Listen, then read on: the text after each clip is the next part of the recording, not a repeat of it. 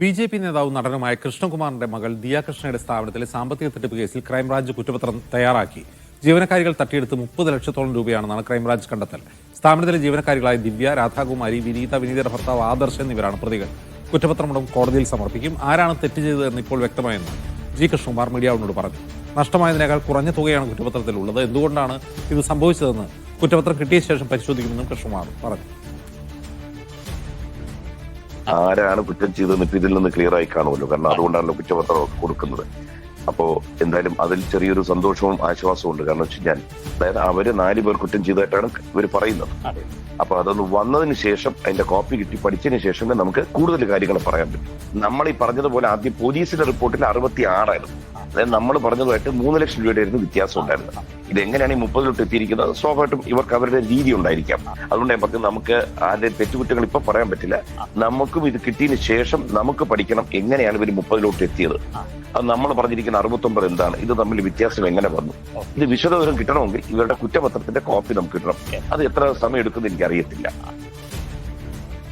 Sijo V John ചേരുന്ന വിവരവുമായി. സിജോ, ഈ crime branch കുറ്റപത്രത്തിൽ ഈ 30 ലക്ഷം രൂപ ആയത് എങ്ങനെയാണ്? പകുതിയോളം തുകയെ നഷ്ടപ്പെട്ടുള്ളൂ എന്ന് എങ്ങനെയാണ് കണ്ടെത്തിയത്? അതിന്റെ വിശദാംശങ്ങളുണ്ടോ?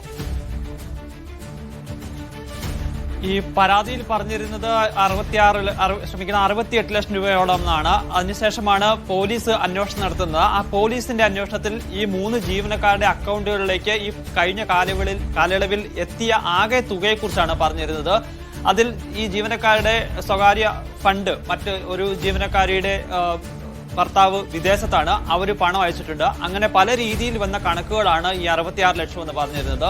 അതിൽ നിന്നാണ് കൃത്യമായി പരിശോധിച്ചതിന് ശേഷം ഏകദേശം 30 ലക്ഷത്തോളം രൂപ മാത്രമാണ് ഈ സ്ഥാപനത്തിലെ QR കോഡ് മാറ്റിവെച്ചതിന് ശേഷം വന്നിട്ടുള്ളത് എന്നാണ് മനസ്സിലാകുന്നത്.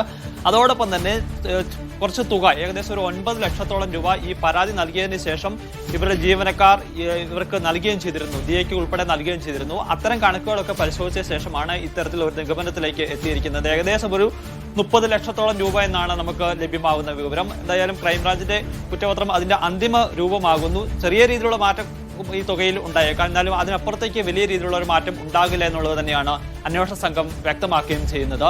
എന്തായാലും പോലീസാണ് ഇത് ആദ്യം അന്വേഷിക്കുന്നത്. അതിനുശേഷം 3 മാസത്തോളം നീണ്ടുന്ന അന്വേഷണത്തിന് ശേഷമാണ് ഇപ്പോൾ ക്രൈംബ്രാഞ്ച് കുറ്റപത്രം തയ്യാറാക്കുകയും ചെയ്തിരിക്കുന്നത്.